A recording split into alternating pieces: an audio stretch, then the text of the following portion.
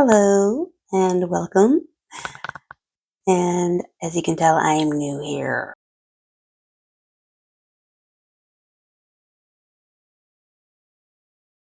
Yeah, the tag should have given away author newbie channel.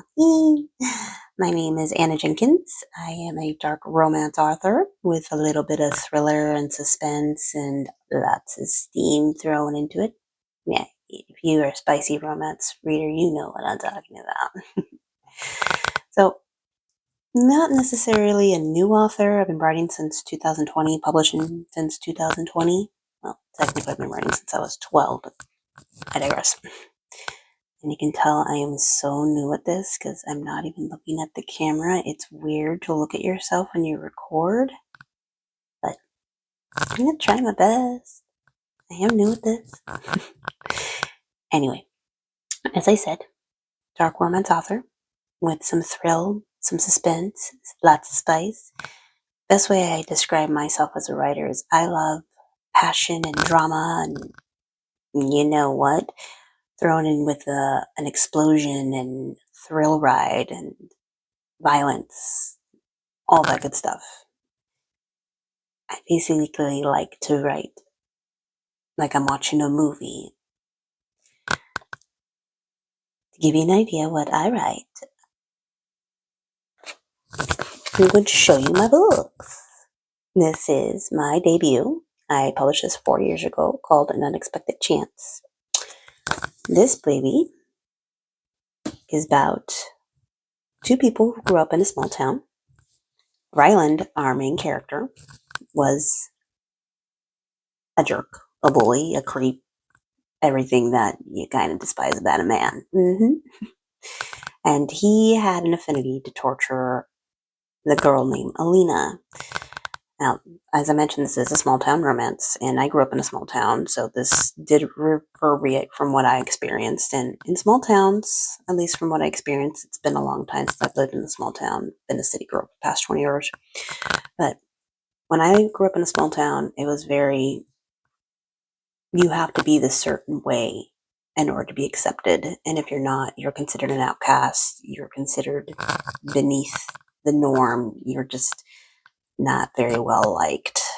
I'm hoping that changed in the time that I have not been in small towns, but that's how it was when I was growing up. So if it's still that way, I'm hoping it's evolving. But anyway, in this small town, they have a very certain way they want to view people, and Alina did not view that criteria. She was overweight, she was a child of gay parents, she was very intelligent, she didn't have any friends, and that was mostly due to Ryland. He started torturing her from a very young age, and as kids do, they joined on the torture bandwagon, and it affected her. Well, fast forward several years, Ryland has changed due to a trauma. He's not the same guy he was. He's no longer a creep. And Alina has also changed. Not feeling comfortable in her own skin, she decided to better her body, lose weight, and she just became confident in herself. Ryland, having not recognized Alina because of her transformation, is completely smitten by her. But Alina has a long memory and she remembered everything Ryland did to her. So she makes him work for it. And he has to work for it. And there's a nice twist in there. Twist in there with the suspense and the thrill. And yeah, I don't make the twist simple. You don't see it coming. That's what I've heard from people who have reviewed and enjoyed this book. You don't see that twist. And that's what I was going for. So you want to check it out. It's on Kindle Unlimited. Moving on. My next book, Indelible, part of my Road to Fate series. This is a dark mafia romance, which was inspired by a very famous author. I won't say who, because I don't know if that's going to cause problems. So I'm just going to say she's famous and well revered, and she inspired this story. It's It's about a girl named Emma who is on her senior class trip in New York, and she is seduced by a man named Joseph. They have one night of passion. And then she leaves because she has to go home. She doesn't live in New York. She's from New York, but she doesn't live in New York. She hasn't lived in New York in a long time because her father was a police officer who was killed, and her and mom left after his passing because New York's expensive and she needed to provide for her girl. So Joseph wants to find her because he's completely enraptured by Emma, and he spends 3 years looking for her. Well, fast forward those 3 years, and Emma comes back to New York for school. Family issues happen to where she couldn't go to college straight out of high school. So she finally gets into her dream school, and Joseph finds her. And yeah, steam and spice ensue. But there's also a twist, and Joseph is in the mob. Now, this one is part of a series. I do have book 2 out as well. That one is called Inseparable. I haven't released part 3 yet because part 3 I'm having a really hard time. We'll see when I get part 3 out, but yeah, you like dark mafia romance?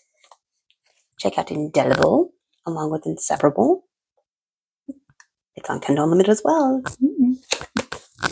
And my third book, Mob War. This again is part of a series. This one, yeah, I love this one. I had a reader tell me it reads like a movie, and I found that to be the biggest compliment. Now, Mob War is about a girl named Annabelle who's been on the run from her family since she was 16. She didn't know it at the time, but she was a mafia princess, and she was supposed to be married off to some Italian mobster on her 18th birthday. And her mom was like, I'm not going to let that happen. I'm going to get you out of here. Well, circumstances ensued, and she ended up on the run. For the past 10 years, she's been trying to escape her father and the plans that he wanted to have for her without her consent. Yeah, Father of the Year there. And it's also about a man named Raul. Raul is the son of a cartel boss. Sinaloa. Oh, yeah. Yes. Reina del Sur vibes heavily. I love that show. I love Quita Castillo. Eres mi reina. And, well, backstory. His parents are killed in a freak accident, and he wants to know why this occurred. And while he's finding out who did it, he finds out that Annabelle and her family are involved. Well, he goes off and finds Annabelle, who has changed her name to Sindel because this girl is on the run.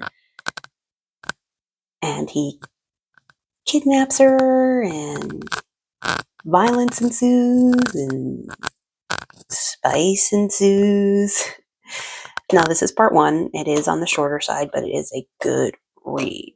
It's one of the best stories I believe I've written. It's one of my favorites. One of the ones I often go back to reread because I'm like, I wrote this shit? Really? I wrote this? Yeah. And I am working on part 2. I'm hoping to have part 2 out later this year, but we'll see. I'm also working on a new story called, well, this will be my big announcement into my new series. Woo! I'm working on a new story called The Valkyrie Sisterhood. Yeah. Now, this is about female bikers. And along with romance, it's about the trauma that women go through relationships and just everyday life. And again, it is on the dark side, but it's a story that has truly enraptured me. I'm thinking about it daily. I'm constantly adding to it. It's really grabbed me by the girl things. I don't want to say the T word, but it's grabbed me by the girl things. And I really, really love it. And I can't wait to share it with you all. And right now I'm working on book 1. As of yesterday, I decided it's going to be 4 books, and it's each going to be a standalone about a separate character in the book. So we'll see how it goes. But for now, yeah, can't wait to share it with you. And about under 40,000 words into the first book. hoping to have the first draft ready by the end of March. We'll see how it goes. Might be April, because for those of you who know Sarah Cannon, yay! She just announced she's going to do another rough draft challenge, and if I don't finish my manuscript by the end of March, then I'm going to join in on that and give myself the goal of finishing it up in April. So,